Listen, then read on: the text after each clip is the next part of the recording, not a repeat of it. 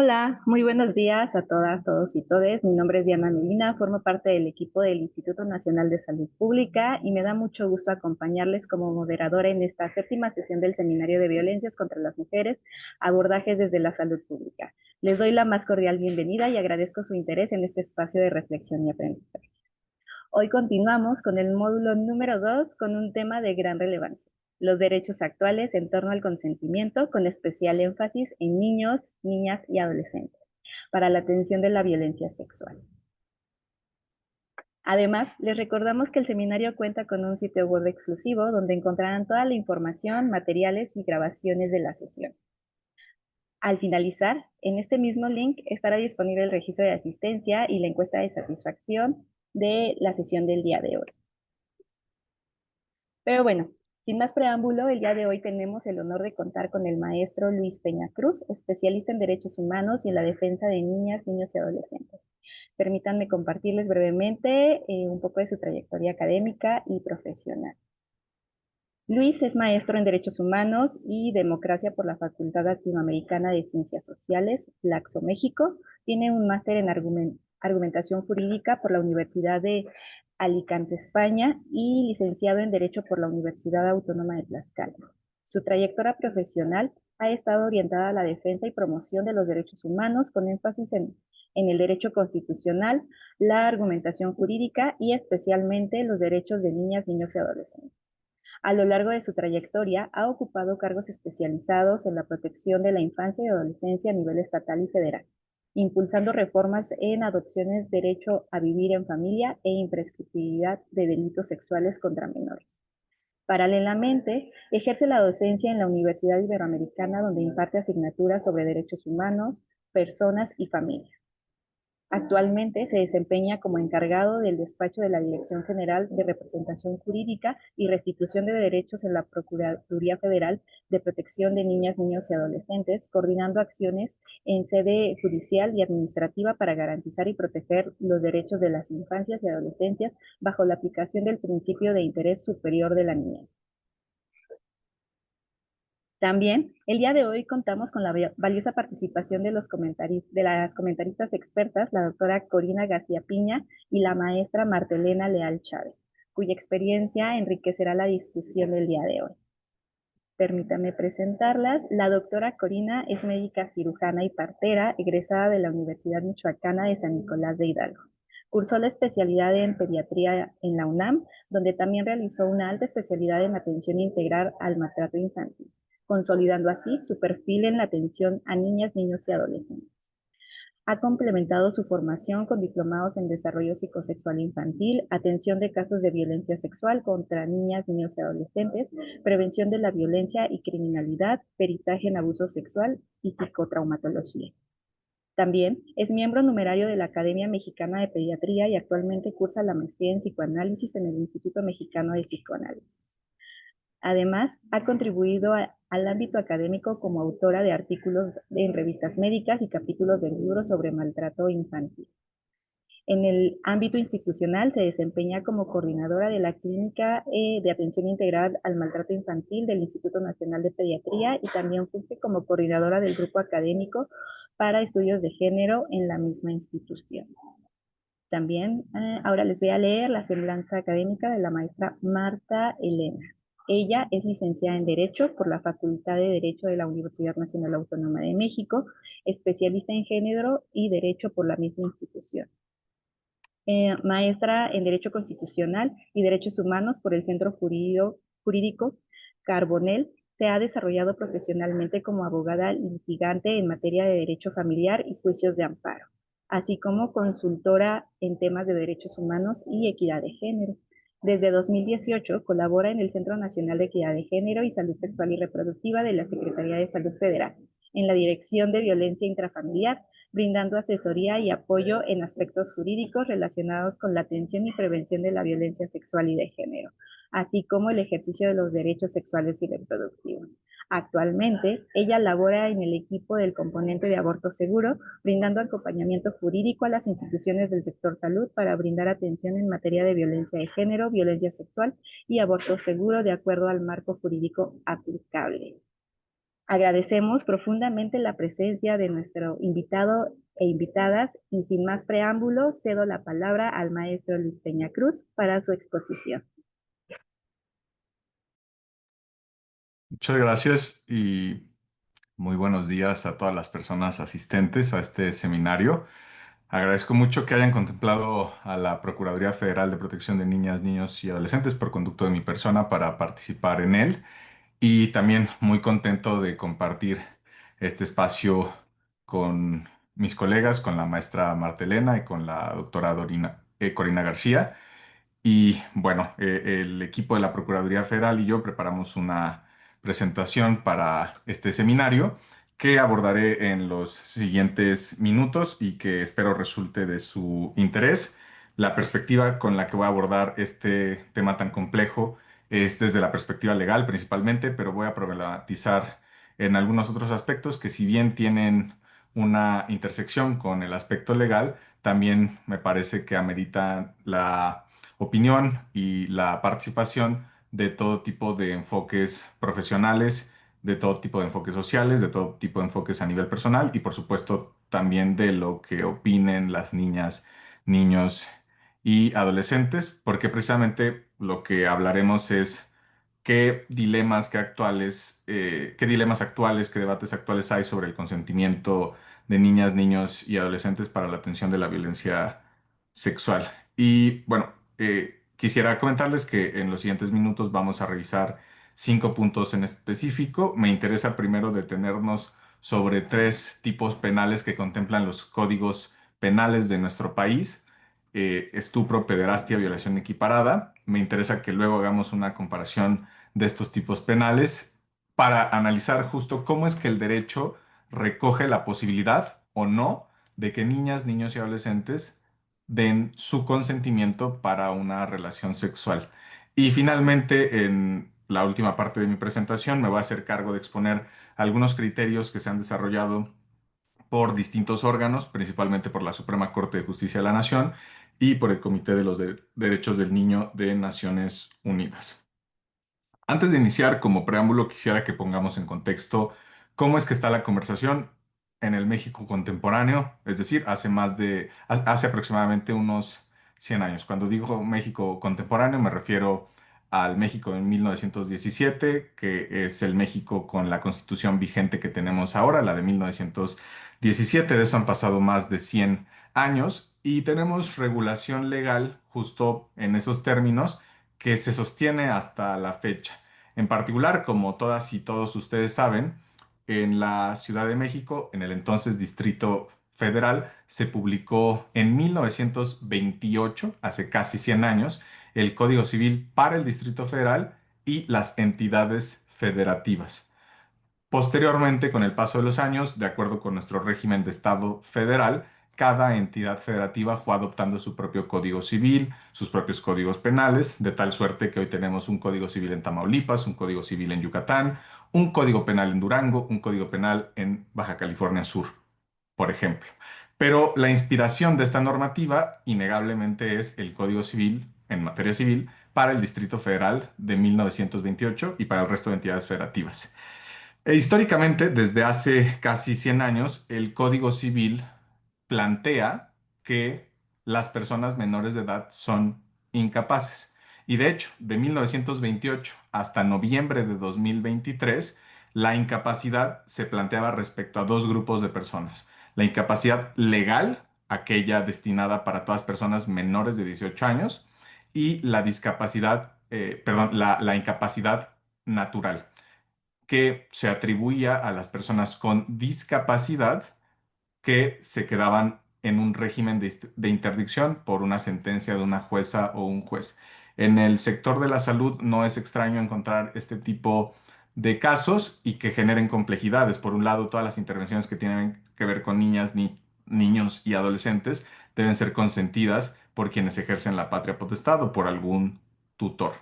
Y respecto a las personas adultas en régimen de interdicción, también se esperaba que el consentimiento para cualquier procedimiento médico lo expresara su tutor.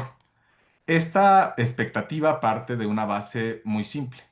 el derecho históricamente ha reconocido que las niñas, niños y adolescentes y las personas con discapacidad en régimen de interdicción no pueden consentir actos respecto a su cuerpo, respecto al ejercicio de sus derechos, no pueden tomar decisiones por sí mismos, sino que las decisiones las toma alguien más sustituye su voluntad.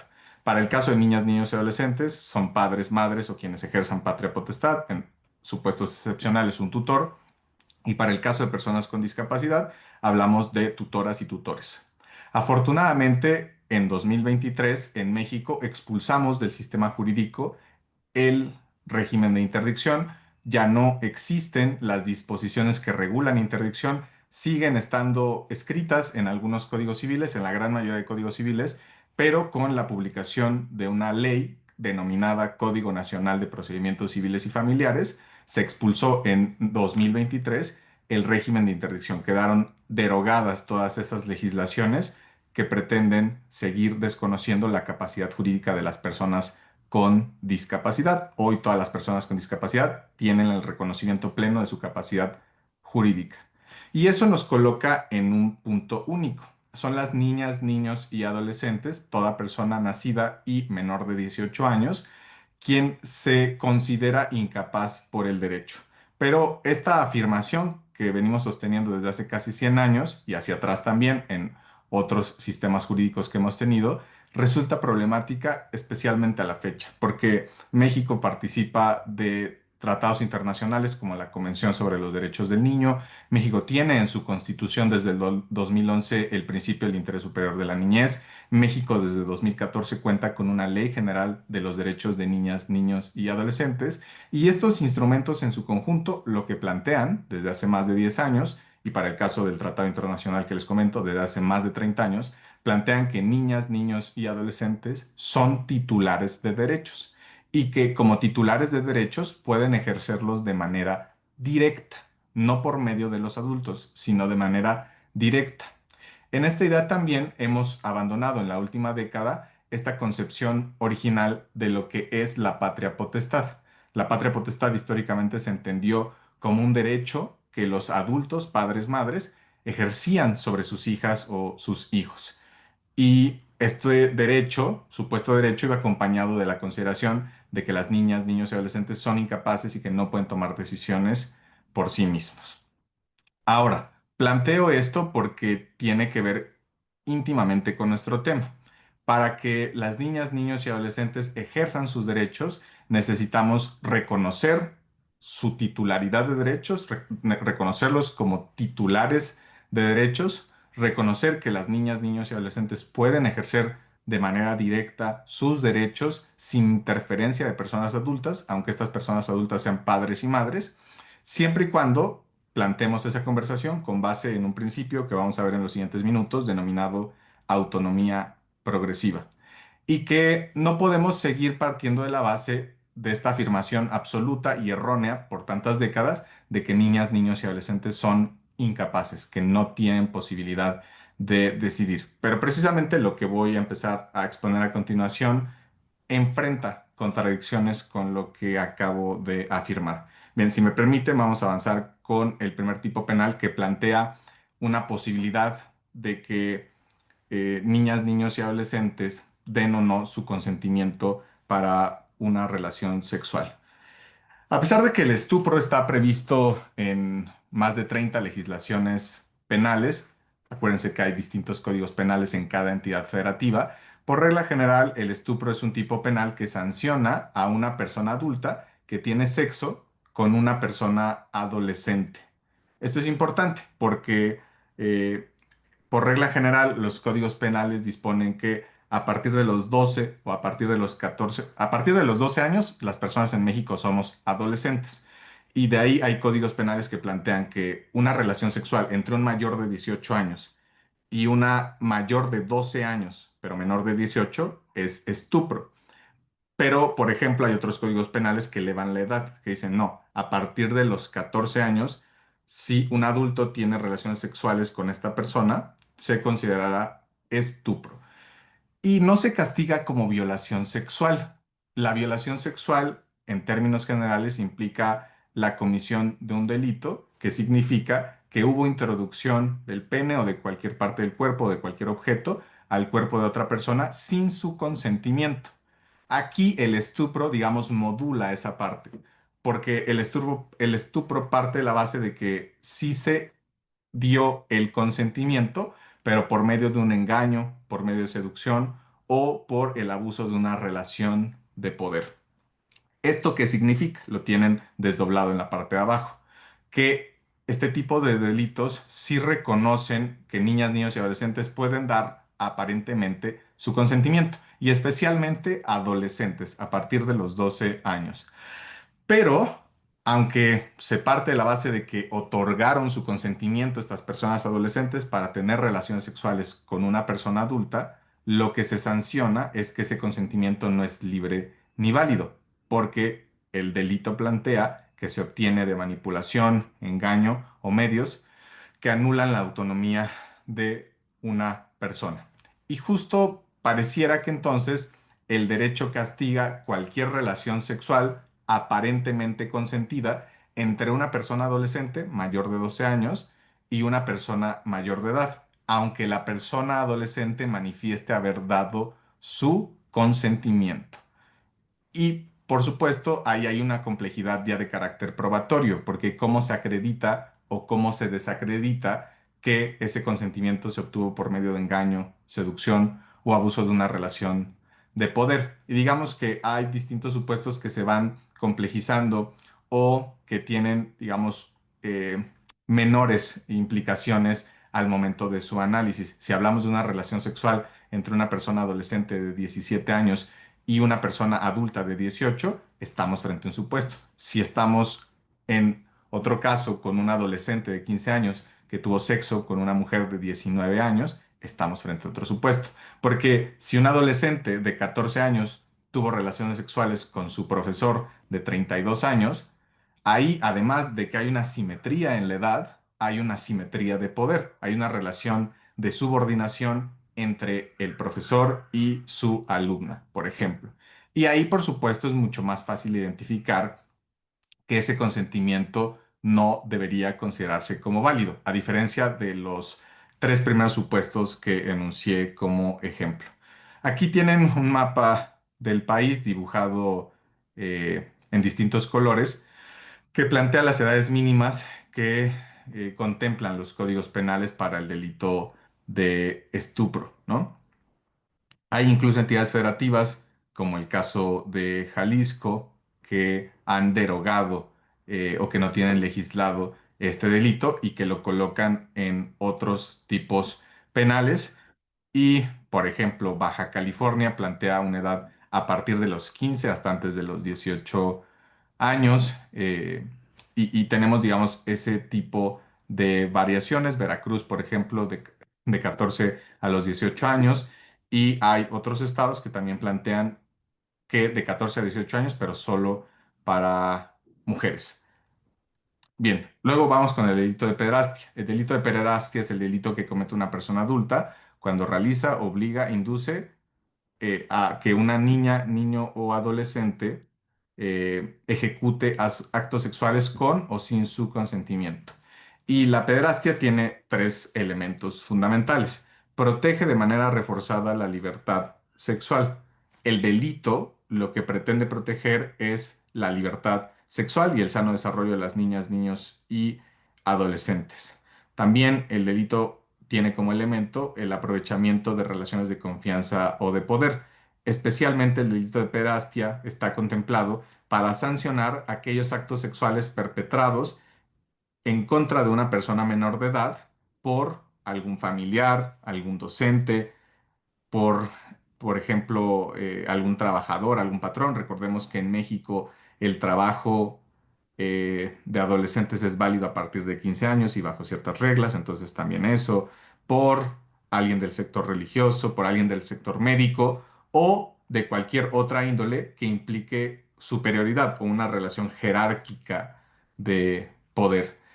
Y en este sentido, la pederastia invalida básicamente el consentimiento de niñas, niños y adolescentes bajo el reconocimiento de que no tienen capacidad jurídica para consentir un acto sexual. Entonces, De ahí que si una persona adolescente afirma haber tenido relaciones sexuales, por ejemplo, con el director de su escuela, y afirma que ese consentimiento fue genuino, que no hubo coerción, pareciera entonces que al derecho le importa muy poco esa consideración porque lo que castiga es que haya existido una relación sexual en donde se empleó esta relación jerárquica de poder para que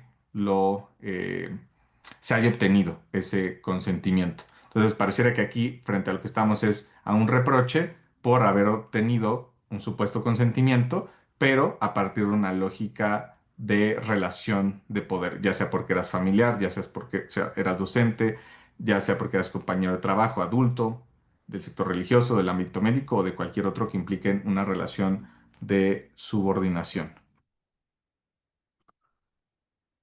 Y bien, tenemos también que hay regulación en el delito de pederastia y ninguna entidad federativa que tipifica este delito establece una edad mínima para otorgar el consentimiento. O sea, los estados que regulan esto básicamente reprochan la relación jerárquica de poder, la relación de subordinación que existe entre la persona menor de edad, que aparentemente dio su consentimiento que se toma como inválido, y la persona adulta, quien tenía, insisto, una relación de poder.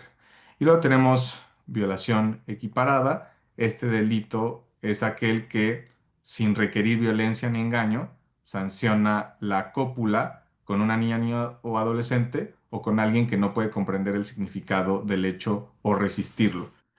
Como ustedes saben, cuando los códigos penales y las legislaciones contenían y siguen conteniendo esta leyenda, se refieren a las personas con discapacidad. Me refiero a la última porción, o con alguien que no pueda comprender el significado del hecho o resistirlo. Desde justo esta idea errónea de que la generalidad de las personas con discapacidad no pueden comprender el significado de los hechos. Afirmación que, por cierto, es errónea. Entonces, aquí tenemos justo otro tipo de castigo. Lo que se protege también es la libertad sexual de las personas. Se invalida el consentimiento porque aun cuando la víctima lo otorga, carece de relevancia jurídica por su edad o incapacidad para resistir, y se castiga el acto en sí mismo, sin atender a la forma en la que se obtuvo este consentimiento. Entonces, digamos, estamos frente a tres posibles escenarios para el castigo de relaciones sexuales en las que aparentemente hubo un consentimiento, porque por supuesto, si estamos frente a la ausencia de consentimiento, hablamos 100% de violación sexual. Pero estos tipos penales plantean la posibilidad o el matiz de que el consentimiento obtenido con base en engaños, el consentimiento obtenido por medio de una relación de poder, sirva como una especie de criterio diferenciador para ver cómo sancionamos a las personas, porque no tienen los mismos años de sanción los delitos de pederastia, los delitos de violación equiparada y los delitos de estupro. Y bueno, aquí tenemos para violación equiparada lo siguiente. Fíjense, de acuerdo con este mapa y el recuadro que lo acompaña del lado derecho, eh, si hay una relación sexual de un adulto con alguien menor de 14 años, en los estados que están marcados en verde, por ejemplo Baja California, ahí estamos frente a una violación equiparada. No importa si la adolescente de 13 años afirma una y otra vez que sí tuvo relaciones sexuales consensuadas con edad adulto de 20 años, quien le lleva 7. No importa si se afirma que esta adolescente tuvo eh, el consentimiento para dar para ejercer este acto sexual.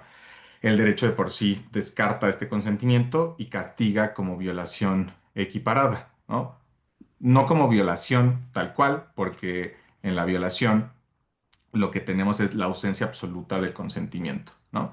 En la violación equiparada lo que castigamos es que el consentimiento lo haya otorgado de nuevo alguien que aparentemente no puede otorgarlo. Por ejemplo, hay estados como San Luis Potosí, que plantean que todos los menores de 18 años no pueden dar así, de manera tajante, su consentimiento. Otros casos, los menores de 12 años. Entonces, pareciera a las adolescencias, si les reconocemos una especie de posibilidad de dar su consentimiento, pero ahí se irían aplicando los tipos penales de estupro y quizás los de pederastia, pero no castigamos como violación sexual tal cual esa relación sexual entre alguien mayor de 12 con un adulto. Lo que castigamos son las relaciones sexuales de alguien menor de 12 con un adulto. Y bien, si se fijan, pues es una regulación muy dispersa. Estos estados idealmente tendrían estos mapas tendrían que estar idealmente de un solo color y lo que vemos es que pues están muy diversos y eso genera un problema porque de pronto, algunas niñas, niños y adolescentes, dependiendo de la entidad federativa en donde vivan, tendrán una mejor o peor regulación para la protección de su libertad sexual y eso, por supuesto, que siempre genera otro tipo de problemas a propósito de esto que en el derecho denominamos dispersión normativa, o sea, tener tanta regulación sobre el tema y que lo que ocurre es, queremos generar una regulación para una misma cosa, pero esa misma cosa tiene distintas lecturas, distintas regulaciones, de acuerdo con la entidad federativa en la que nos ubiquemos. Y bien, comparando estos tres tipos penales, a partir de lo que hemos visto en este momento, lo que tenemos es que en el estupro la clave reside en la forma en la que se obtiene el consentimiento. O sea, la ley reconoce que un adolescente puede otorgar su consentimiento, pero el delito se configura cuando este consentimiento es viciado. ¿Qué quiero decir con esto? No todas las relaciones sexuales entre una persona adolescente y una persona adulta son delito. No todas relaciones sexuales entre una persona adolescente y una persona adulta son delito. Por supuesto que con esto no estoy queriendo afirmar nada cercano a que deberíamos estar de acuerdo con una relación sexual de un adolescente de 16 años con un adulto de 40 años, ¿no? Porque ahí lo que tendremos es una relación jerárquica de poder en función de la edad y quizás en función de la relación que existe en sí mismo entre ese adolescente y el adulto. Pero no significa entonces que toda relación sexual entre una persona adolescente y una persona adulta se vaya a reprochar. Se reprochará aquella donde el consentimiento se haya obtenido con base en engaño, seducción, manipulación. En el caso de la pederastia, el elemento central no es la edad ni el consentimiento, sino el abuso de la relación de confianza, subordinación de poder y entonces este abuso ocurre independiente de si la víctima consintió o no el acto. Aquí en la pederastia al derecho no le interesa si diste o no tu opinión como persona menor de edad. Lo que le interesa aquí al derecho es reprochar el uso y el aprovechamiento de esta relación jerárquica, ¿no? Y por otro lado, en la violación equiparada, lo que se sanciona es el acto mismo de la cópula o introducción de cualquier parte del cuerpo u objeto con una niña, niño, adolescente, con una persona que no tiene la capacidad de comprender o resistir el acto. Y en este caso, el consentimiento también es jurídicamente irrelevante debido a la vulnerabilidad de la víctima. Entonces, si se fijan, no es una conversación sencilla, es una conversación que requiere que nos ubiquemos en un caso en particular con una niña, niño o adolescente en particular, digamos, ver si hay o no asimetría de edad, ver si hay o no una relación jerárquica de poder para analizar si estamos frente a un delito o no.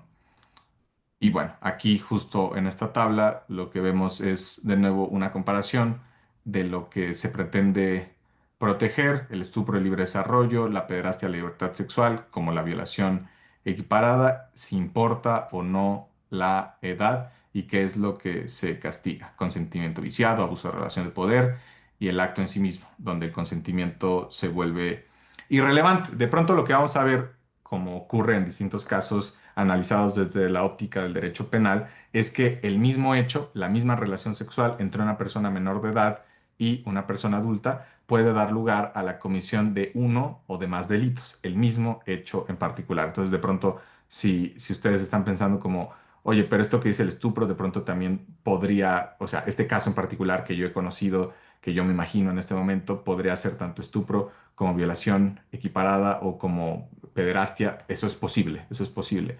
En el derecho penal es posible que nos castiguen por una misma conducta, nos castiguen o se nos juzgue por distintos delitos con la misma conducta.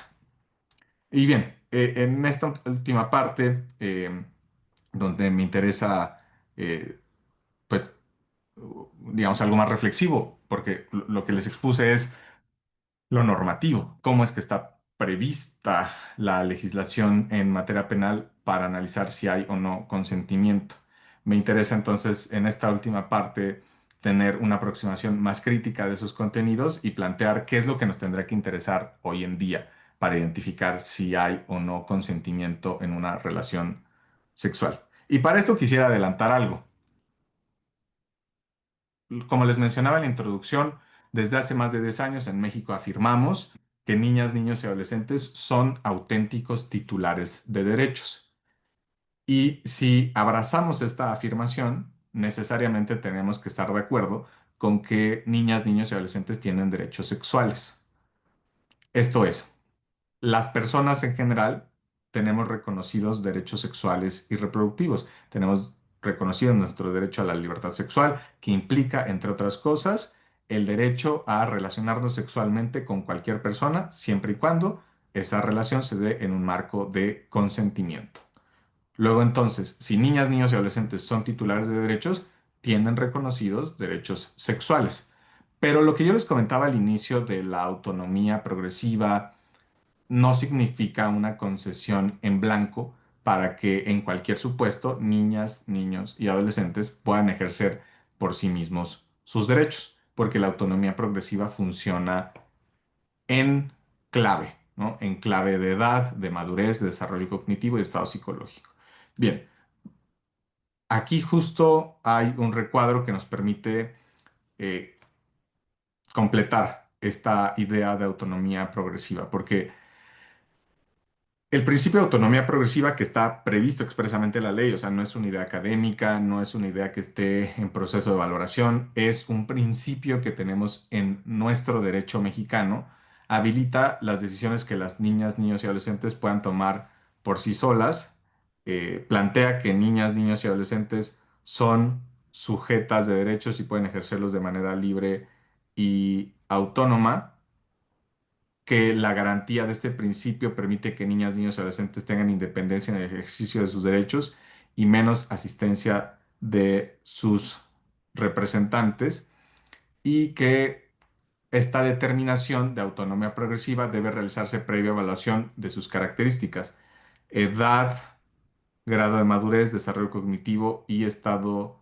psicológico, y también analizar las particularidades de la decisión, los posibles riesgos a corto y largo plazo. ¿Qué quiero decir con esto? Que la autonomía progresiva funciona de la siguiente manera. A mayor edad, mayor madurez, mayor desarrollo cognitivo, y si hay un adecuado estado psicológico, está más justificado que niñas, niños y adolescentes tomen decisiones directas sobre el ejercicio de sus derechos sin interferencia de una persona adulta. Pero funciona también de manera opuesta, porque a menor edad, menor madurez, menor desarrollo cognitivo, más justificado está que un adulto sea quien tome decisiones por las niñas, niños y adolescentes. Pero en la medida en que hay más edad, más madurez, más desarrollo cognitivo, está menos justificado que una persona adulta interfiera con nuestras decisiones. Por supuesto que en un país con la regulación como la de México es muy difícil hablar de autonomía progresiva, siempre digo yo, sin hacer el ridículo. Porque por un lado uno tiene que explicar que la incapacidad por minoría de edad está viva, está vigente en todos los códigos civiles del país, sin excepción, en algunos casos en los códigos familiares, está este mandato de que niñas, niños y adolescentes son incapaces y que no pueden ejercer sus derechos sino por conducto de sus representantes legales. Pero al minuto siguiente también debemos reconocer que desde hace 10 años, en una ley general de los derechos de niñas, niños y adolescentes, que por cierto jerárquicamente tiene mayor peso que los códigos locales, hay una afirmación sobre el principio de autonomía progresiva. Pero para verlo de manera muy entendible, el principio de autonomía progresiva y la incapacidad por minoría de edad no se podrían sentar en la misma mesa. Son afirmaciones irreconciliables entre sí, porque por un lado, con la incapacidad por minoría de edad, lo que afirmamos es que niñas, niños y adolescentes son incapaces, que no pueden consentir actos sobre sí mismos, por supuesto tampoco los sexuales, y frente al principio de autonomía progresiva, lo que tenemos es que, dado que niñas, niños y adolescentes son auténticos titulares de derechos, pueden ejercerlos de manera directa, siempre y cuando ese ejercicio se realice con base en la edad, el grado de madurez y el desarrollo cognitivo, que son elementos medibles, y que a mayor edad, mayor desarrollo cognitivo, mayor madurez, está justificado que niñas, niños y adolescentes tomen decisiones de manera directa sin interferencia de personas adultas. Sé que aquí hay personas que conocen muy bien la Ley General de Salud. Como ustedes recordarán, la Ley General de Salud regula la práctica de los tatuajes. Para que una persona pueda tatuar su cuerpo, lo que necesita es ser mayor de edad e ir con una persona, y hay una regulación al respecto. Pero la propia Ley General de Salud plantea que para que se realice un tatuaje en una persona menor de 18 años, no dice mayor de 12 y menor de 18. O sea, aparentemente la norma permite que tatuemos a niños de 2 años. Lo que la Ley General de Salud plantea es que para que se pueda hacer un tatuaje a una persona menor de edad, debe haber un consentimiento de quien ejerce la patria potestad. O sea, es posible. Lo que resulta cuestionable es que quien toma la decisión no es la persona que va a haber intervenido su cuerpo. Porque de pronto puede ser que la persona que va a recibir el tatuaje, la persona menor de edad, no quiere ese tatuaje, pero esa decisión no está disponible para esa persona. Esa decisión está disponible para el adulto, padre, madre o tutor. Entonces, por supuesto que son legales los tatuajes a personas menores de 18 años. De pronto hay una afirmación, me parece que desde el prohibicionismo, de que no es legal. Por supuesto que es legal, siempre y cuando se cuente con el consentimiento. Solo que quien da el consentimiento no es quien va a haber una intervención en su cuerpo. No sé si me explico. Pongo otro ejemplo. Eh, en los casos de matrimonio infantil, que afortunadamente ya expulsamos de todo nuestro sistema jurídico esa posibilidad, ya nunca es posible celebrar un matrimonio civil entre una persona menor de edad y una persona adulta. Pero hasta hace muy poco, 2020-2021, teníamos regulación sobre matrimonio infantil. Podíamos casar a una adolescente de 14 años con un adulto de 44. ¿Quién daba el consentimiento? Se requieren dos consentimientos para el matrimonio.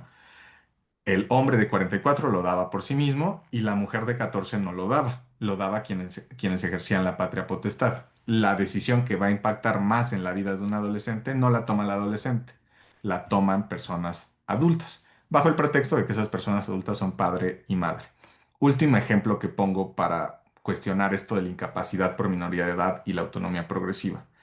En cuestión de interrupción del embarazo, la NOM 046, que ustedes conocen muy bien, plantea la posibilidad de que las personas adolescentes mayores de 12 años que hayan sido víctimas de violación sexual y que derivado de esa violación sexual tengan un embarazo, pueden interrumpirlo sin necesidad de que su padre y madre estén de acuerdo. Lo pueden pedir de manera directa, pareciera que en ejercicio de su autonomía progresiva. O sea, digamos, la regla general es tú, adolescente, no puedes decir sobre tu cuerpo, no puedes decir si interrumpes o no tu embarazo, pero si cometieron en tu contra el delito de violación sexual, ahí lo que tenemos es que sí permitimos que seas tú quien tome la decisión, no adultos, sino tú.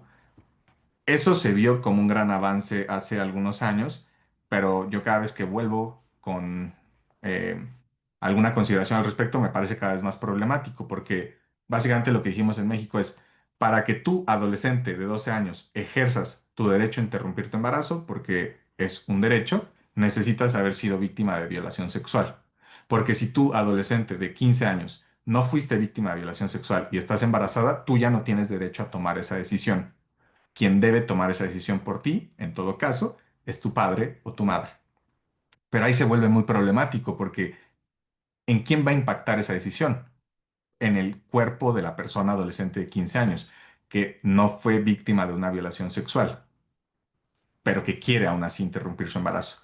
Ahí el derecho ya no permite que ella tome esa decisión. Ahí quien tiene que consentir ese acto no es la persona quien lo va a eh, ver realizado en su cuerpo, sino un adulto o dos personas adultas, padre, madre, ¿no?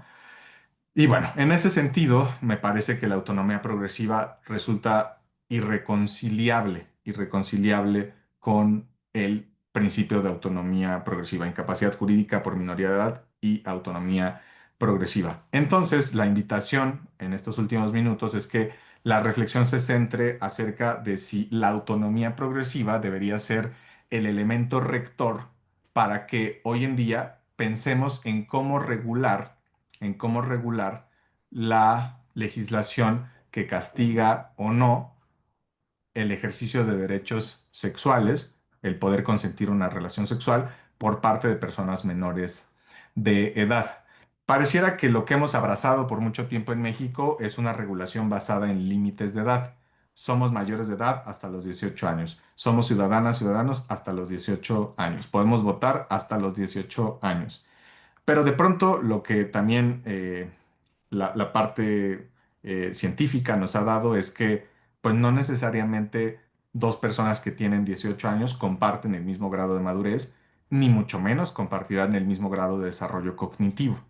Lo que tenemos es que una persona adolescente puede tener un mayor grado de madurez y un mayor grado de desarrollo cognitivo que una persona adulta. Pero por supuesto que eso nos enfrenta a distintas complicaciones porque quizás no estamos en posibilidades de hacer una determinación caso por caso.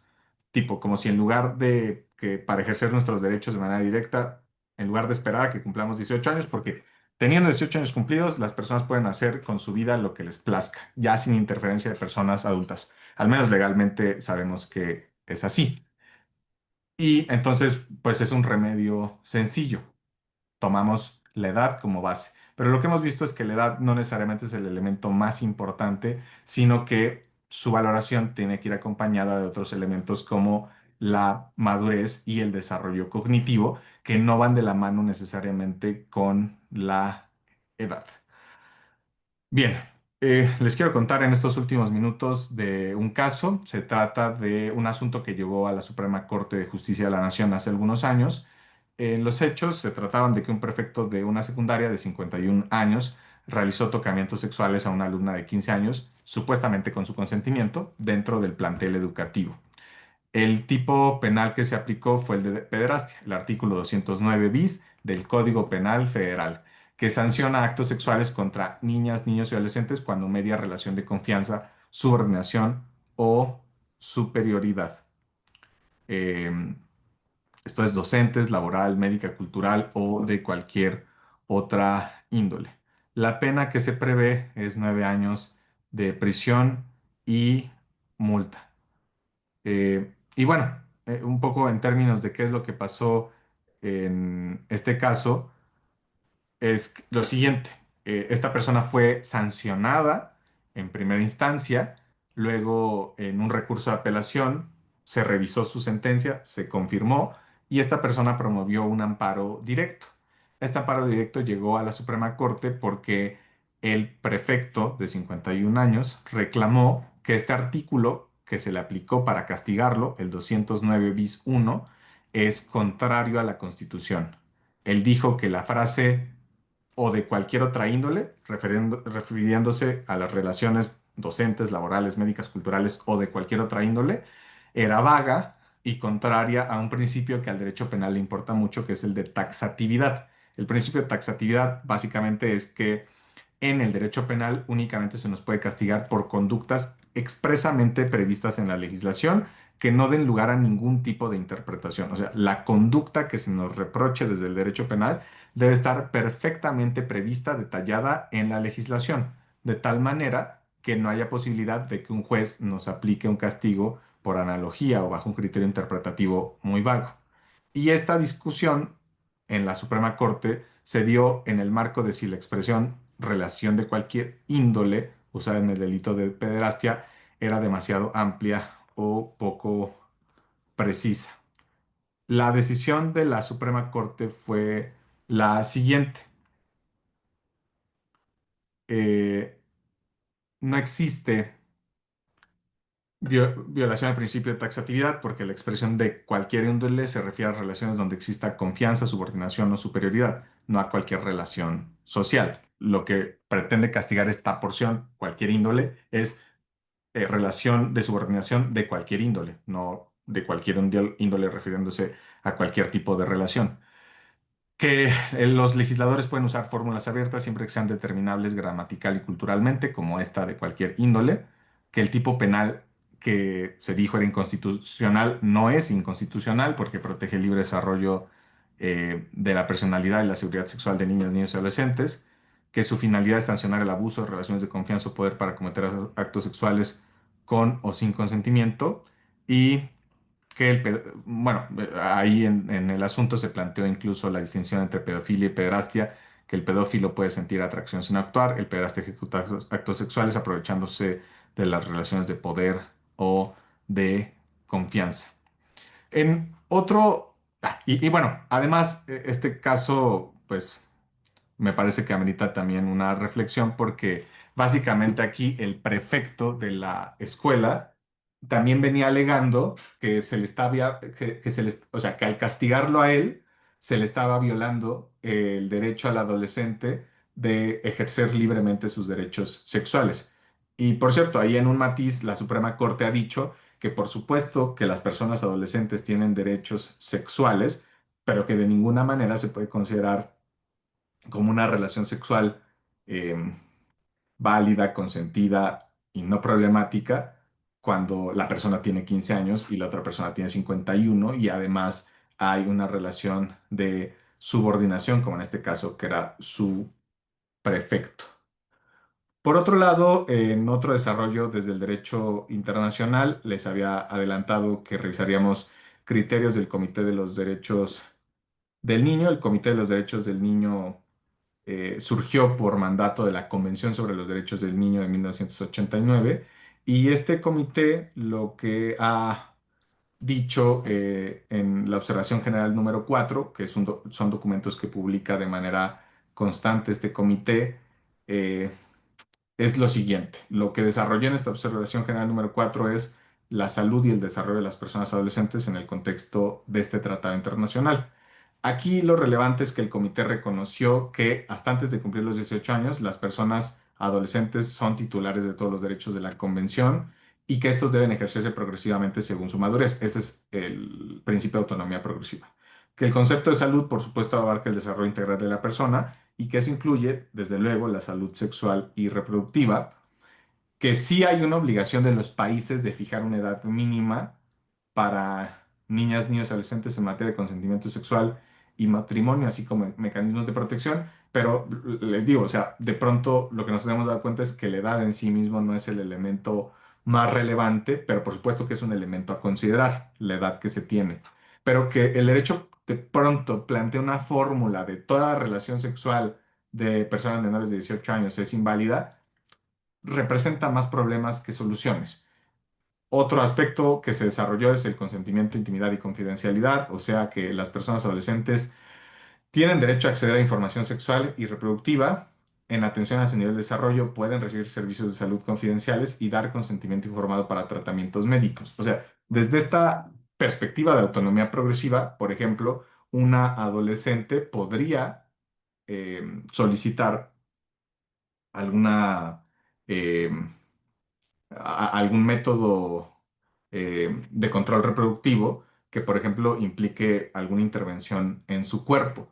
Desde el principio de autonomía progresiva, es posible que el consentimiento respecto a ese acto lo otorgue directamente el adolescente.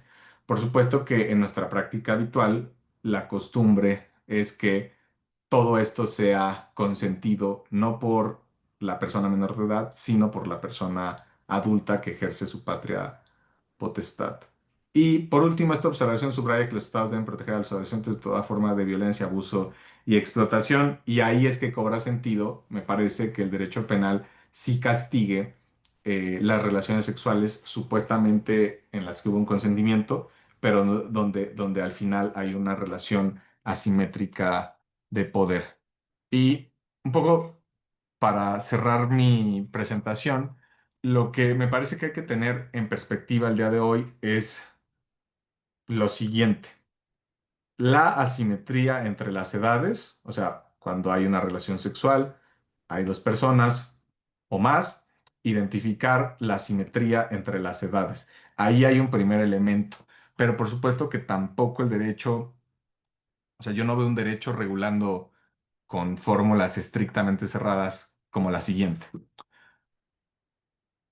Toda relación sexual de una persona mayor de edad con una persona menor de edad no será castigada si no existen más de 2 años de diferencia. O sea, si el adolescente de 17 tiene sexo con alguien de 19, ya no lo castigamos, siempre y cuando haya sido consentido.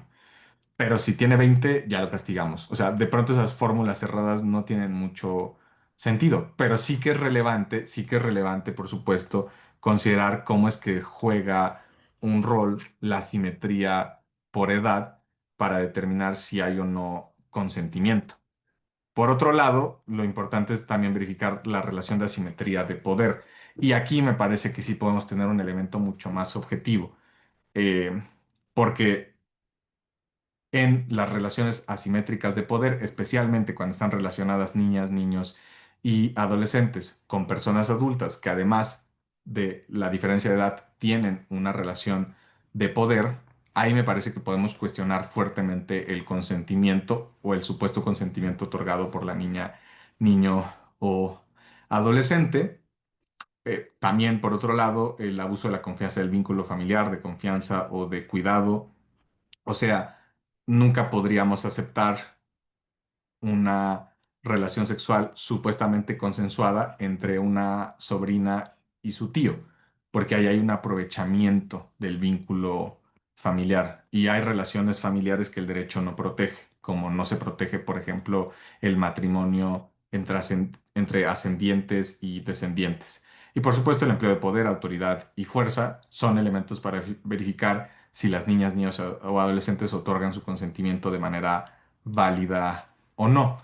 Eso me parece que es el punto esos son los puntos de discusión, especialmente la simetría entre las edades, la relación de asimetría de poder, pero de pronto eso amerita una reflexión caso por caso. Y si bien el derecho necesita regular escenarios que se juzguen de acuerdo a sus propias particularidades, lo cierto es que también requerimos una regulación que, digamos, en la mayor medida posible abarque la totalidad de casos que se puedan suscitar y que ya, de acuerdo con sus propias características, se puedan resolver o no. Verifiquemos si es un delito o no, o si se trató de una relación sexual de carácter consensuado que no debe tener ningún tipo de sanción. Yo lo dejaría hasta aquí y con mucho gusto escucho a mis colegas y a las participaciones que de ser el caso existieran. Muchísimas gracias. Muchísimas gracias, maestra Peña. Como siempre, un placer poder escucharte y pues un privilegio poder aprender de ustedes y trabajar con ustedes. Buenos días a todas y todos. No había tenido el gusto de saludarles. Gracias por la siempre nutrida convocatoria. El tema de hoy, como ya se mencionó, pues es riquísimo para el personal de salud. Digo, nuestro público está constituido por diferentes disciplinas. Hay mucho personal de salud en formación, mucho personal de salud también, pero hay personas con diferentes perfiles. Este tema del consentimiento es particularmente interesante para nosotras que atendemos cuestiones de violencia, porque el consentimiento está en todas las intervenciones terapéuticas que otorgamos, pero también está en esta interpretación del posible daño a la salud. La buena noticia es que nosotros no tenemos que hacer desde salud las dictaminaciones, sino la interpretación para poder otorgar los mejores protocolos que limiten los daños de alguna posible pues agresión. El día de hoy, como ya los presentaron, tenemos a la doctora Corina y a la maestra Marta, con quienes podrá usted tener un diálogo. Ellas van a poder exponer algunos comentarios y preguntas. Así que, doctora Corina, ¿está usted por ahí para iniciar esto y no dilatar más el diálogo, que seguramente será muy enriquecedor? Muchísimo gusto volver a verla. Gracias por participar con nosotras. Siempre siempre es muy nutrido estar con usted. La doctora Corina, como ya se explicó al inicio, es pediatra y pues ella está en constante contacto con casos que pueden ponernos en estos cuestionamientos e inquietudes desde el consultorio sobre el consentimiento y todas las veces que entra. Adelante, doctora Corina, por favor, no le quiero quitar más. Muchísimas gracias, May, como siempre, con mucho cariño, y también al maestro Peña, que hemos coincidido tanto en la práctica clínica como en otros eventos. Muchísimas gracias. También a mi compañera que estará en la mesa. Como comentaste, May, nosotras en la práctica clínica creo que es importante tomar en cuenta dos principios importantes, valga la redundancia, y fundamentales. El primero, el consentimiento informado, que es lo que nosotras trabajamos en la práctica clínica. Y en segundo lugar, un principio que no debe ir deben ir juntos, debe ir acompañado del consentimiento, porque entendemos que este consentimiento tiene una dimensión jurídica donde el familiar, el tutor, toma las decisiones de sus hijos y de sus hijas en cualquier procedimiento médico eh, eh, y en cualquier intervención. En este caso también quiero incluir lo que comentó mi compañero, el maestro Peña, en relación al consentimiento del aborto y en relación a relaciones sexuales entre personas menores de edad y adultos. De hecho, estamos viendo un caso con la Procuraduría. Tenemos varias mujeres adolescentes embarazadas, algunas que ya tuvieron a su bebé, y entre paréntesis, me gustaría comentar que la mayoría de niñas y niños que estamos atendiendo, hijos, hijas de mujeres adolescentes, han tenido algunas situaciones de riesgo como malformaciones, como niños y niñas que no tienen un adecuado desarrollo, justo porque las adolescentes se encuentran en desarrollo. Entonces, acompañado del consentimiento, desde la ética médica tiene que ir acompañado un asentimiento. El asentimiento informado no está relacionado de facto jurídicamente, sino más bien es un principio ético, es un principio que habilita la autonomía de niñas y niños. Ya comentó ahorita el maestro Peña que la autonomía progresiva es un tema que quienes ejercemos la medicina, principalmente en personas menores de edad, es importante lo conozcamos, pero no solo en el discurso. Es importante que lo apliquemos en la práctica clínica, porque nos hemos enfrentado frecuentemente a un discurso que después ya no se aterriza en la práctica clínica. Entonces, el asentimiento informado es la aceptación, el acuerdo entre personas menores de edad y el equipo médico. Y ese asentimiento, como dije, debe ir acompañado del consentimiento, o sea, de la autorización de los papás, pero no podemos desvincular la información que se le tiene que dar a niñas y niños, que tiene que ser una información clara, una información fundamentada científicamente, una información adaptada a su edad, a su nivel de desarrollo, y tiene que ser también adaptada no solo a la edad, porque sí es importante tomar en cuenta la edad, pero aquí hay una situación, una dimensión de desarrollo y del entorno donde se desarrollan nuestros niños y nuestras niñas. Hay algunos niños que son mayores de edad, pero no han tenido justo esta información desde su entorno familiar, llegan al entorno médico y tampoco hay una información. Entonces, creo que hay que particularizar cada caso, ¿no? Entonces, desde el entorno médico, no olvidemos que el consentimiento informado tiene que ir de la mano con el asentimiento, es decir, con la información que se les da a los niños y a las niñas acerca de cualquier procedimiento que se vaya a hacer en niños y niñas. Yo siempre en mi equipo, no solo procedimientos, sino y que no es simple, lo dejo entre comillas, una exploración física tiene que ir autorizada por los niños y por las niñas. Ajá, y principalmente si los niños y las niñas han vivido una violencia sexual, ¿no? Entonces, ese es un punto que quiero dejar para mis colegas, compañeras y compañeros en el ámbito y en el entorno médico. Pero tengo una pregunta y un punto de análisis para dejar en la mesa para el maestro Peña y mi compañera en relación a lo que comentaba de la regulación sexual bajo consentimiento, en relación a básicamente encuentros sexuales entre personas menores de edad, adolescentes y adultos. Entiendo que hay una gran diversidad en nuestras leyes, entiendo que algunos estados tienen menor o mayor edad. Sin embargo, yo creo que independientemente de eso, cuando un estado, ¿no?, permita este tipo de situaciones y cuando ya hubo un análisis como muy claro de que esta relación sexual, entre comillas, fue consensuada, entre comillas, yo siempre lo digo porque una relación entre una persona adolescente y un adulto, como comentó el maestro Peña, siempre implica una relación de poder, ya nada más por edad, pero también hay otros factores involucrados, ¿no? Entonces, el consentimiento tiene que visibilizarse como un proceso. El consentimiento no es un punto de corte en donde se analizó una situación desde un ámbito jurídico o un ámbito médico, lo quiero poner acá también en el ámbito médico, cuando firmamos un consentimiento informado y un asentimiento en donde se plantó la firma en el documento, se tomó una decisión y dejamos así esa situación.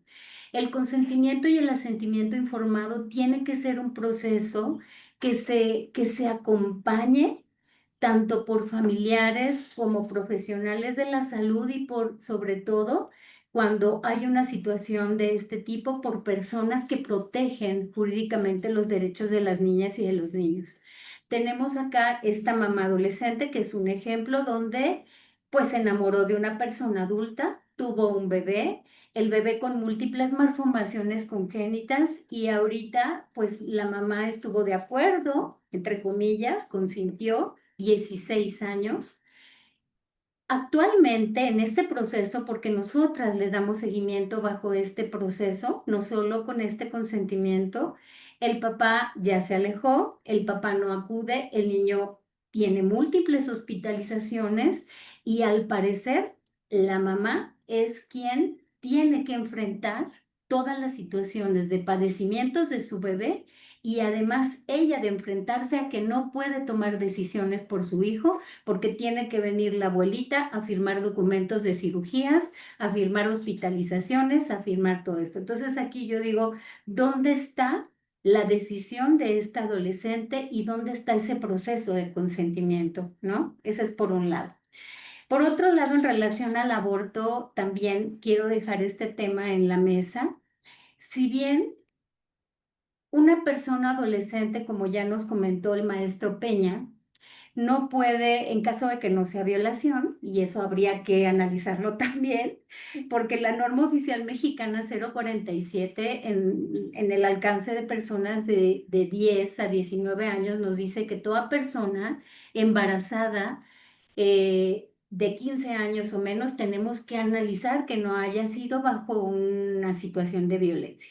Entonces, esta persona adolescente que no fue una violación, que no estuvo involucrada en la violencia, pero que se embarazó porque no funcionó su método anticonceptivo o por lo que sea, pues al parecer no puede decidir por sí misma. Entonces, maestro Peña, yo quisiera como poner en el análisis sobre el interés superior de la niñez. El interés superior de la niñez es un tema propiamente constitucional. Está en el artículo 4 constitucional, ¿no? Y el interés superior de la niñez tiene varias dimensiones y características que se deben cumplir. Entre ellas, importantes, la no discriminación. Es decir, niñas y niños deben de tener, o más bien tienen, los mismos derechos que las personas adultas. Eso lo dice el artículo 1 constitucional. Digo, claro, en esta parte de autonomía hay que ver la progresividad, pero quisiera poner en la mesa esto. En segundo lugar, un adolescente con un embarazo que está en riesgo la supervivencia y desarrollo, que también forma parte del interés superior de la infancia. Es decir, un adolescente que está en riesgo su vida, la vida del bebé, la salud y sobre todo en este paciente es un ejemplo muy claro que el bebé tuvo gastrosquisis, perdón, una disculpa, que es cuando las vísceras están expuestas de la región abdominal del bebé y además tiene hidrocefalia, ¿no? Entonces, está en juego la supervivencia y desarrollo no solo de la mamá, sino del niño y la participación, ¿no? Si nosotros no cumplimos con estas 3 o 4 características del interés superior de la infancia, entonces no estamos cumpliendo con este mandato constitucional, que es el artículo 4 constitucional. Entonces, bueno, quisiera dejar estos 2 puntos en la mesa. Muchas gracias. Muchas gracias, doctora Corina, por su intervención y estoy de acuerdo. Eh, Quiero decir que es muy interesante porque lo estaba pensando desde hace rato que expuso el maestro Peña, que ha habido tantos cambios hasta recientemente, entonces me parece también privilegiado para todas las personas aquí presentes que estamos aprendiendo juntas a operacionalizar estas reflexiones que siempre la doctora Corina nos pone en la mesa, a operacionalizar estos derechos en el consultorio y en nuestro quehacer cotidiano. Bueno, yo dejo ahí las preguntas que le hicieron al doctor sobre esta cuestión de las relaciones sexuales entre menores y adultos, también muy interesante y muy importante que el personal en formación y todas las personas a las que podemos llegar con este seminario seamos un poquito más abiertos y con una visión más crítica y no solamente la edad como una receta, como estas reflexiones de ambos comentaristas hasta este momento son muy importantes. Y bueno, los casos de madres que son menores de edad y el caso de aborto, en fin, aquí hay unos casos interesantes para que el maestro Peña nos pueda iluminar al respecto. Adelante.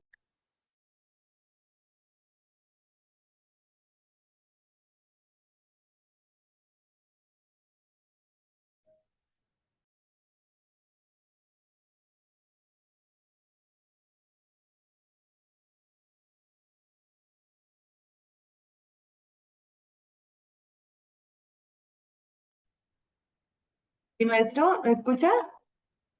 Ya, muchas Ah, ya. gracias.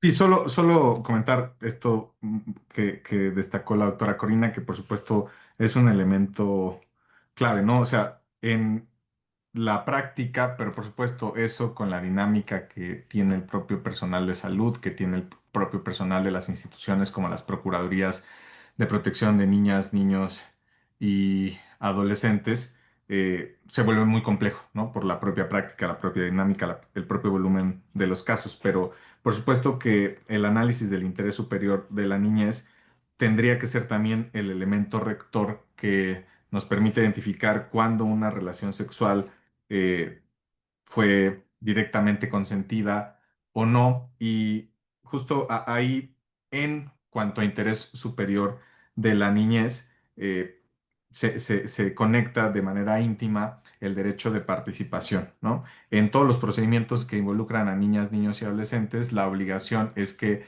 la autoridad tome en cuenta la opinión de esas niñas, niños y adolescentes. De ahí que no resulta vano ni irrelevante que en todos estos casos que llegan al sector salud o a las instancias de protección y restitución de derechos de niñas, niños y adolescentes, se pregunte y previo a que se pregunte, se explique todo el contexto en el que se realiza una intervención, porque de pronto lo que pasa es que solo preguntamos, pero nunca dimos información, partiendo de la base de que las niñas, niños y adolescentes ya contaban con toda la información.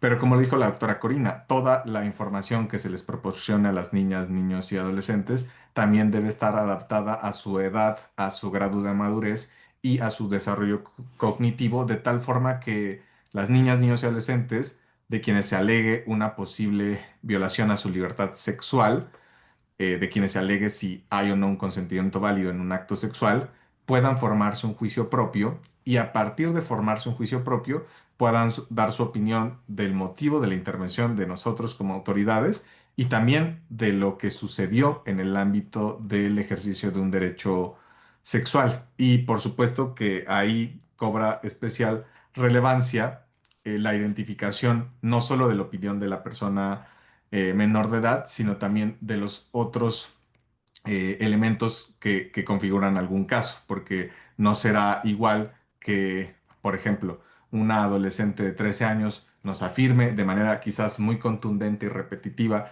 que nadie le engañó, que nadie puso ningún tipo de manipulación, ningún tipo de violencia, para que ella, por ejemplo, consintiera tener relaciones sexuales con su padre o con la pareja de su madre o con alguien donde sí existe una relación jerárquica de poder, no solo como lo decía la doctora Corina, la simetría de la edad, que ya en sí mismo es una condición que coloca en una posición subordinada a las niñas, niños y adolescentes. Entonces, no es tampoco que la opinión nos lleve a decir todos los actos sexuales de niñas, niños y adolescentes que ellas y ellos refieran que sean consentidos son en efecto válidos, sino que es un elemento muy relevante a considerar que nos puede llevar incluso a escenarios en donde creíamos que no había un hecho con apariencia de delito, en realidad sí lo haya, y en escenarios en donde pensemos que inicialmente había un delito, quizás después del resultado de toda una valoración no se obtenga esa misma conclusión. Muchas gracias, doctor Peña. Pues a continuación le voy a dar también el uso de la voz a Marta Leal, que es parte del equipo de esta Dirección de Violencia Intrafamiliar. Ella es abogada, como se expuso al inicio, y bueno, en nuestro quehacer cotidiano atendemos muchísimas dudas también legales sobre casos que están sucediendo en consultorios de lo largo y ancho de este país, así que también de casos específicos tenemos inquietudes que queremos compartir con la doctora Corina y el maestro Luis. Adelante, Marta, por favor. Muchas gracias, May. Un gusto estar con ustedes aquí en este seminario, en este espacio. Yo ya tenía tiempo que le había comentado a May, pues de las ganas que yo tenía de que se hiciera un espacio para poder tratar estos temas que pues son bastante complejos, ¿no? Que generan dudas, problemáticas, inquietudes en el día a día de la labor profesional del personal de salud. Particularmente, dado que se trata de un seminario de violencia contra las mujeres, pues a mí me gustaría aterrizar un poco el papel que tiene el personal de salud a partir de lo que ya expuso el maestro Luis Peña y también que la doctora Corina pues precisó respecto de estas acciones que tienen que realizar el personal de salud ante estos casos. Me gustaría pues poner sobre la mesa todas estas inquietudes en relación a la atención a niñas y adolescentes embarazadas que se presentan en las unidades de salud para la atención de una interrupción voluntaria del embarazo, que como sabemos es un derecho de las víctimas de violencia sexual en nuestro país. Y es que respecto de esta atención hay muchas dudas. En relación, tanto como ya se explicó, a partir del otorgamiento del consentimiento para el acto sexual que produjo el embarazo, como también el otorgamiento del consentimiento para el tema de la atención que se tiene que dar por parte del personal de salud en relación a abordar el tema de la violencia sexual y particularmente de la interrupción voluntaria del embarazo. Entonces, a mí sí me gustaría precisar en ese sentido que, bueno, todas estas figuras, todos estos tipos penales que ya expuso el maestro Luis Peña, si bien es cierto, en nuestra NOM 046 está señalando de manera expresa en el numeral 6.4.2.7 que, bueno, procede la interrupción voluntaria del embarazo en los casos de que este embarazo sea producto de una violación, sí quiero que tengamos muy claro que al no ser, pues ahora sí que el personal de salud, un personal jurídico o una instancia de procuración de justicia o el Ministerio Público, ¿no? No nos corresponde en este caso calificar una conducta con relación a un tema delictivo, ¿no? Sino más bien dar la atención bajo el principio de buena fe. ¿Por qué? Porque lo está señalando nuestra norma 046, que únicamente bajo la protesta de decir verdad es suficiente, de que ese embarazo es producto de una violación, es suficiente para que proceda la atención. Entonces, en ese sentido, cuando llega una niña o adolescente embarazada y solicitan esta atención bajo estos criterios que se está señalando en la norma, es suficiente para que proceda dicha atención. Además, claro, de que debemos de hacer todo este abordaje que ya nos hablaba la doctora Corina, de que se nos está presentando una niña ya, o adolescente embarazada, que a lo mejor ella por sí misma no está refiriendo un tema de violencia, pero que, como sabemos, pues, como bien dijo la doctora, tenemos una obligación establecida en la NOM 047 de que en el caso de las personas menores embarazadas de 15 años, de menos de 15 años, tenemos una obligación de hacer una búsqueda intencionada de factores de violencia en estos casos para precisamente descartar si hubo o no violencia. Y en caso de que encontremos estas cosas que ya el maestro Luis nos estaba señalando con respecto a la disparidad de la edad, con respecto en la coacción o coerción, ¿no?, para el consentimiento sexual, aunque ni siquiera nos lo diga, aunque por ejemplo nos diga que esta situación fue consensuada a lo mejor, pero cuando hacemos esta valoración en la charla que se está teniendo, la propia niña o adolescente nos está refiriendo que, bueno, es una persona con una edad, con persona mayor de edad, con una edad, o una diferencia de edad considerable, cuando estamos viendo que de alguna manera hay una coacción o coerción en ese consentimiento, que puede ser incluso con técnicas de seducción, ¿no? Ya hablábamos, por ejemplo, ya hablaba el maestro Luis del caso del estupro, por ejemplo.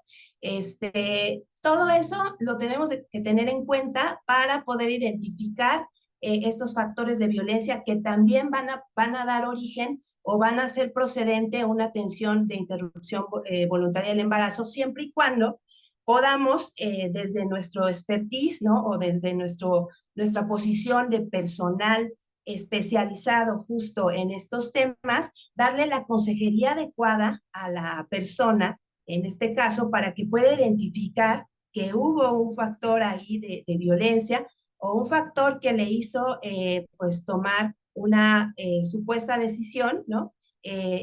Pero que realmente no hay un consentimiento pleno.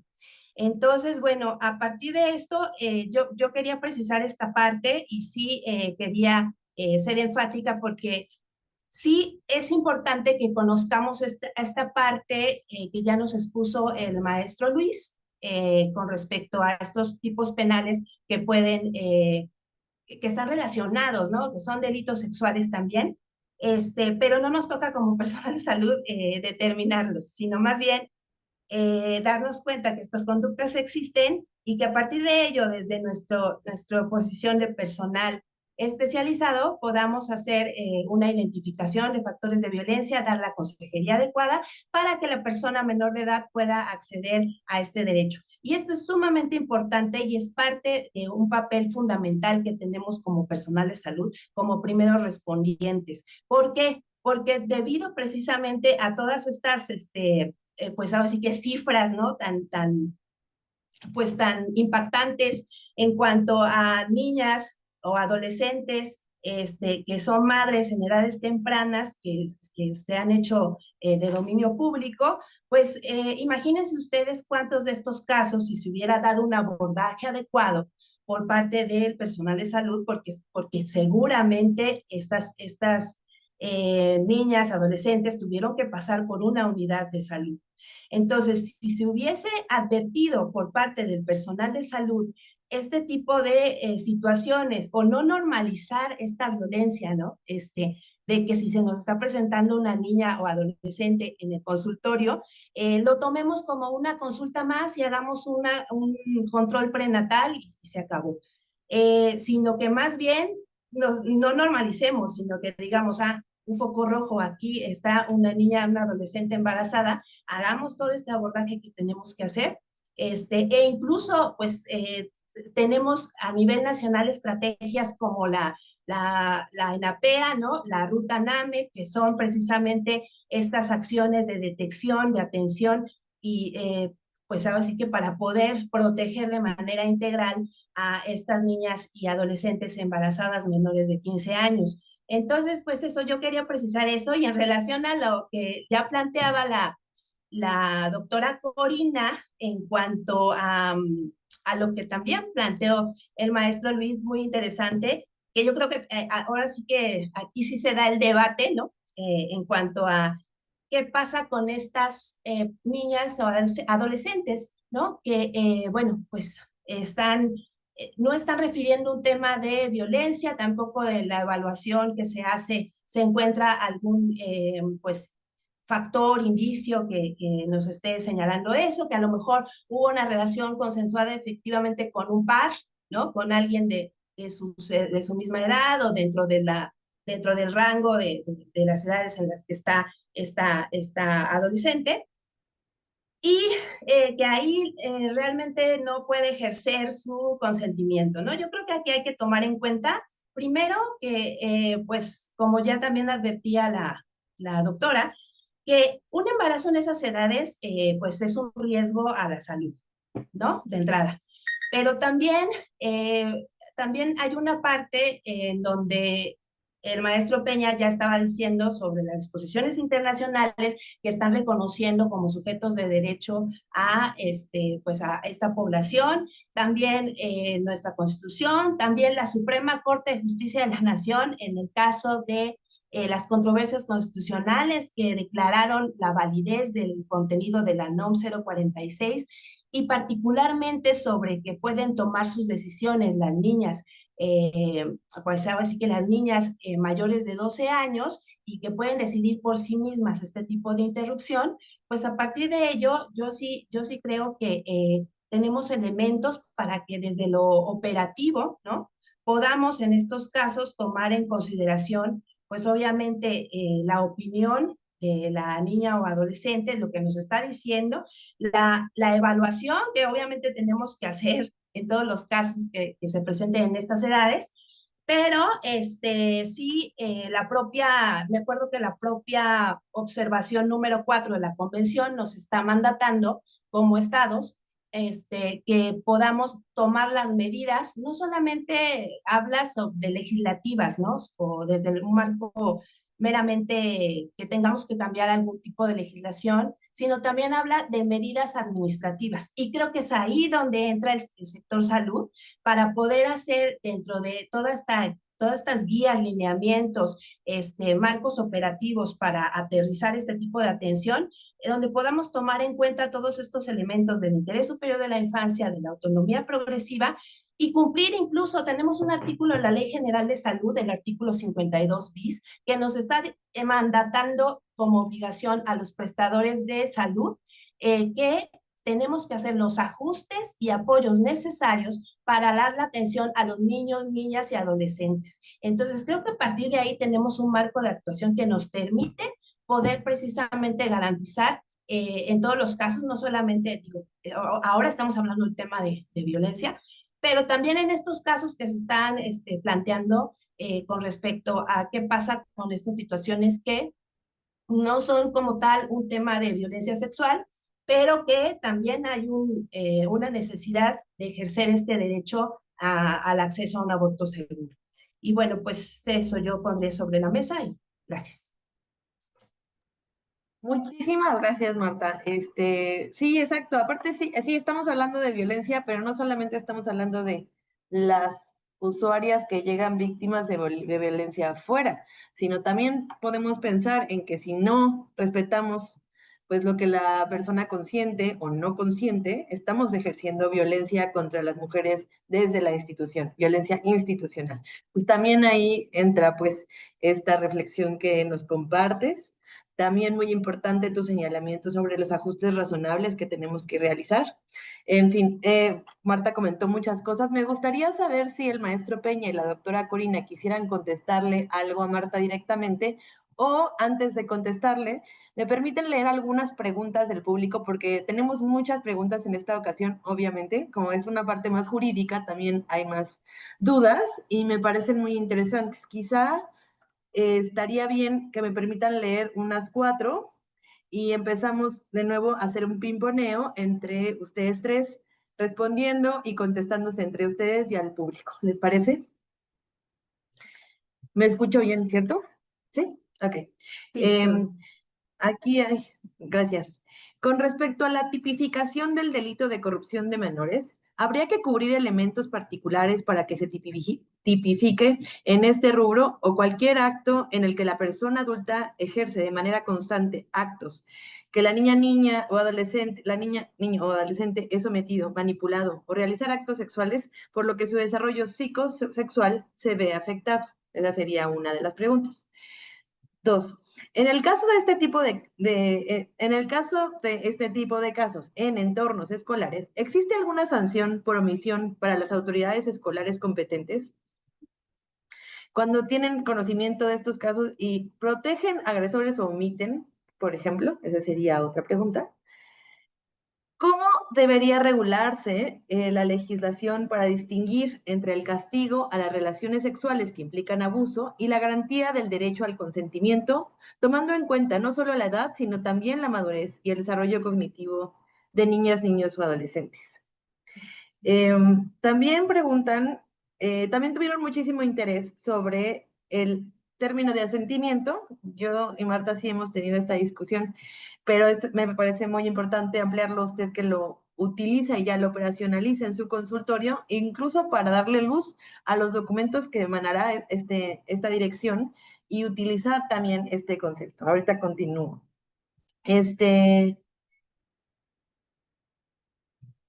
Justo también tenía, esta es de una compañera, una pregunta, si al momento de emitir el certificado y estamos viendo que es una niña madre, si desde ahí se puede proceder a hacer pues un aviso a la Procuraduría y procede a hacer una investigación. Y la última sería, ¿qué pasa cuando un adolescente quiere interrumpir el embarazo, pero quien debe otorgar el consentimiento es el tutor o una persona mayor de edad? Eso serían las preguntas que en este momento voy a cerrar para que ustedes puedan dialogar al respecto. Adelante, por favor, quien esté interesado.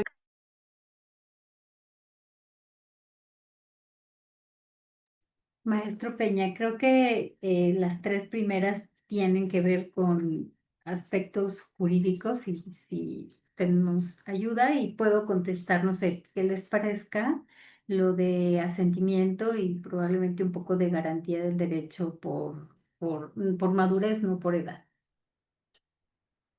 Adelante. Sí, con mucho gusto. Fueron preguntas muy pertinentes y pues mi agradecimiento para quienes las formularon porque nos permiten abordar puntos muy relevantes. Por un lado, y fui anotando aquí, destacar lo que dijo la maestra Martelena, o sea, me parece importante este concepto de búsqueda intencionada, ¿no? O sea, para identificar o no si hay algún tipo de injerencia indebida a la libertad sexual de niñas, niños y adolescentes, me parece crucial justo esta búsqueda intencionada, que por supuesto no quiere decir que todo lo veamos desde una misma perspectiva, pero que sí identifiquemos si hay algo o no que procesar desde algún mecanismo legal. Por otro lado, por supuesto que las personas en algunos contextos tenemos lo que en el derecho se conoce como deber de garante o posición de garante. O sea, hay personas que nuestra propia situación nos ubica en una obligación de salvaguardar los derechos de ciertas personas. Por ejemplo, para el caso de profesoras, profesores, personal médico, ¿no? Tienen una posición de garante frente a sus pacientes, frente a su alumnado, por decir algo, de tal suerte que si en algún plantel educativo alguna persona tiene conocimiento de alguna posible violación a la libertad sexual de alguna niña, niño, adolescente por un profesor, por ejemplo, y no lo denuncia, pues no solo incumple con su posición de garante y que eso puede acarrearle consecuencias muy duras de carácter penal, sino que también incumple con su deber de denuncia que tenemos todas las personas y de manera reforzada las personas servidoras públicas. Recordar que en México el deber de denuncia está regulado en el artículo 222 del Código Nacional de Procedimientos Penales y este artículo dice que en general todas las personas, los particulares, tenemos el deber de denunciar siempre que nos conste que un delito se cometió. Pero para personas servidoras públicas, esa obligación es de carácter reforzado, porque la obligación va de denunciar los hechos que puedan configurar un posible delito. O sea, no tenemos que tener la certeza, como a diferencia de la obligación genérica para las personas. Las personas servidoras públicas debemos denunciar la posible comisión de un delito. No tenemos que estar seguros. Lo que debemos tener son posibles elementos que nosotros no calificamos, como dijo la maestra Martelena, sino que los califica otra autoridad, que es el Ministerio Público. Pero bueno, ahí por supuesto estaría totalmente incumplido la obligación de denuncia. Y por otro lado, en estos casos donde hay necesidad de consentir la interrupción de un embarazo, y, por ejemplo, no estamos frente a una violación sexual, se habló de un adolescente de 15 años que quizás no fue su embarazo producto de una violación sexual. Si el adulto que está a cargo de su representación no quiere dar su consentimiento, ahí lo que debe hacerse y es un procedimiento que estamos trabajando con el sector salud, lo que debe hacerse es una notificación inmediata a las procuradurías de protección a reserva de que el personal médico tiene sus propios criterios, pero digamos, si no hubo ninguna violación a la libertad sexual, si el embarazo se dio producto de una relación en efecto consensuada, pensemos con un adolescente también de 15 años, y los padres, madres no quieren dar su consentimiento para la interrupción del embarazo, pero el adolescente sí quiere, es posible que el adolescente sí termine interrumpiendo su embarazo mediante una autorización que pueda firmar ya no su padre o su madre, sino alguna procuraduría de protección de niñas, niños y adolescentes, quienes podemos representar en suplencia ante conflictos de intereses a las personas menores de edad. Y por supuesto que eso puede acreditarse en algún caso donde, por ejemplo, por una convicción religiosa o quizás por un deseo personal de, oye, nos ha pasado, yo quiero ser abuelo, entonces no te voy a dejar abortar. Eso es un conflicto claro de intereses entre el proyecto de vida, la autonomía reproductiva que tiene una mujer de 15 años frente a justo esta aspiración quizás de carácter muy personal de un adulto que quizás es su padre o de una adulta que quizás es su madre. Yo lo dejaría hasta ahí y muy atento a escuchar sus contribuciones. Sí, justo lo que comenta el maestro Peña, la verdad es que nosotras estamos como muy de la mano con la Procuraduría y agradezco mucho al maestro Peña porque cualquier situación justo de esta índole donde las adolescentes dan su opinión, eh, tienen autonomía, están informadas y toman una decisión, pero un familiar no les permite llevar a cabo esa decisión, pues notificamos inmediatamente a la Procuraduría de Protección, ¿no? Entonces, son ellos y ellas quienes acompañan ese proceso. En relación al asentimiento informado, como les comentaba hace un momento, tiene que ver más bien con un principio ético de la práctica ética médica, de la bioética. Y este asentimiento informado también está enlazado con nuestras leyes, porque, como les había comentado, es la aceptación y el acuerdo de una persona menor de edad a participar en procedimientos, cualquiera que sea. Generalmente se utiliza en investigación, pero también en cualquier procedimiento médico, ¿ok? Alguna cirugía, algún tratamiento de quimioterapia. En este sentido, no podemos dejar solo la información al familiar adulto. Ajá, por supuesto, ellos van a firmar el consentimiento, pero el niño y la niña tienen que estar informados del proceso que ellos participan y un procedimiento que va a ser justamente aplicado a ellos y a ellas, ¿no? Entonces, Este sentimiento informado va de la mano con el interés superior de la infancia, que es el artículo 4º constitucional, que tiene que ver justo con la participación infantil, con la participación de niñas y niños, y ahí es muy importante que nosotras también tomemos en cuenta que el interés superior de la niñez tiene que ver también con un tema, ya había dicho, pero lo vuelvo a decir, con un tema de no discriminación y de supervivencia y desarrollo. Ajá. Si nosotros visibilizamos este interés superior de la infancia unido al asentimiento informado, tendríamos que cumplir con estas características, informarle de manera clara, informarle de qué va su procedimiento, informarle qué consecuencias y qué riesgos, pero también qué beneficios va a tener ese procedimiento médico, ¿no? O esa investigación. Entonces, no creamos que este asentimiento no tiene una raíz en nuestras leyes, ¿no? También aparte del artículo 4º está el artículo 2 de la Ley General de Derechos de Niñas, Niños y Adolescentes, que también establece claramente el interés superior de la niñez, y el protocolo para juzgar con perspectiva de infancia y adolescencia habla de manera clara. A mí me encanta ese protocolo porque de manera muy aterrizada a la práctica nos habla de autonomía progresiva. Entonces, si ustedes pueden echarle ahí una leidita a estos documentos, ayudan mucho. Yo adoro la Ley General de Derechos de Niñas, Niños y Adolescentes porque es muy práctica.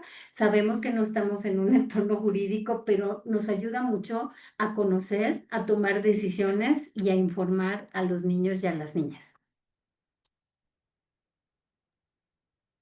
Y bueno, finalmente yo sí quisiera precisar en relación, o sea, a lo de algunas dudas que ya maestro Luis habla al respecto, pero bueno, en relación a estas obligaciones que tenemos de dar notificaciones, ¿no?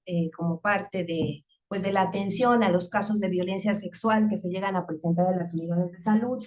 Recordemos que esto también se encuentra previsto en la propia NOM 046, en la cual, pues, en el numeral 6.5 y específicamente en el 6.5.5 nos está diciendo que hay que hacer en los casos tratándose de personas menores de edad, el aviso al Ministerio Público, pero también, ¿no?, a la instancia de procuración de justicia que corresponda, que en este caso, pues sabemos que al tratarse de personas menores de edad, será la Procuraduría de Protección de Niños, Niñas y Adolescentes. Y esto es sumamente importante porque, reitero, nosotros, nosotras, somos personal de salud, entonces lo que nos corresponde, obviamente, es brindar la atención en salud y pues ahora sí que prevenir, limitar, restaurar los daños que pueda presentarse con respecto a la conducta de violencia. Pero es una atención integral y es por ello que se tiene que dar el aviso a otras instancias para que hagan lo que les corresponda en el tema de protección a las personas menores de edad. En el caso del Ministerio Público será el seguimiento al evento de violencia que en este caso se presenta, ¿no? Y en el caso de la Procuraduría, pues para que, como ya también se señaló, pues va a representar los intereses de esta persona menor de edad, va a velar por que se cumpla con el interés superior de la infancia y que pues obviamente no se le vulneren sus derechos humanos a las personas menores de edad. Por eso es tan importante que esos avisos consten en nuestro expediente clínico, porque incluso puede darse situaciones donde se brinde una atención, ¿no? Y no se haya hecho como los avisos correspondientes y de repente, tiempo después, por una situación de violencia, pues resulta que hubo un feminicidio con respecto a esa persona, esa niña o esa adolescente. O sea, imagínense ustedes, también pudimos haber prevenido como primeros respondientes si hubiésemos activado como esta ruta, ¿no?, de atención integral con las instancias de justicia que corresponden. ¿Para qué? Para que dieran el seguimiento que pues que compete. Entonces, sí quisiera hacer énfasis en que estos avisos en la atención a estos casos de violencia son sumamente importantes y están señalados en nuestra NOM 046, y esto también viene a colación por la pregunta que hacían en cuanto a si encontrábamos una niña madre, se tenía que dar el aviso. Bueno, en estos casos incluso hay ya también lo señaló el maestro Peña, pero pues hay un artículo en la Ley General de los Derechos de Niñas, Niños y Adolescentes, ¿no? Que en cuanto haya pues una vulneración, o sea, identificamos una vulneración de los derechos de esta población, pues habría que hacer los avisos correspondientes, en específico para Procuraduría también, para que pueda dar el seguimiento correspondiente en cuanto a una posible vulneración de derechos con respecto a esa persona menor de edad, ¿no? Entonces, la idea es que no seamos indiferentes, es que si se presenta en las unidades de salud para la atención estos casos, pues hagamos lo que está marcado en la NOM 046 y activemos el protocolo que corresponde para que podamos cumplir con nuestro papel de primeros respondientes, que como ustedes se dan cuenta es fundamental para la prevención y atención de la violencia en nuestro país. Gracias. Pues muchísimas gracias a las tres. Contra todo pronóstico vamos a terminar a tiempo. Muchísimas gracias, creo que fue muy importante. Les recuerdo a todo el mundo que la información aquí vertida, en los materiales que tanto la doctora Corina, la maestra Marta y el maestro Luis Peña hagan llegar, estarán en el sitio, en su sitio. Pueden dejar también preguntas ahí y si lo logramos podemos contestar, podemos profundizar. Creo que podría haber un seminario nada más de consejo. Pero bueno, sí era importante tocar este tema y darnos luz a los documentos que emitiremos desde aquí para esta administración. Les agradecemos muchísimo a las tres, gracias. Bueno, a las tres, muchísimas gracias a todo el mundo que estuvo aquí atento y activo. Y bueno, nos vemos en la próxima ocasión, el 18 de septiembre. Iniciamos con el primer módulo la primera sesión del módulo 3, que tratará sobre atención con perspectiva de trauma e interseccionalidad. Así que no se lo pierdan. Muchísimas gracias. Hasta luego.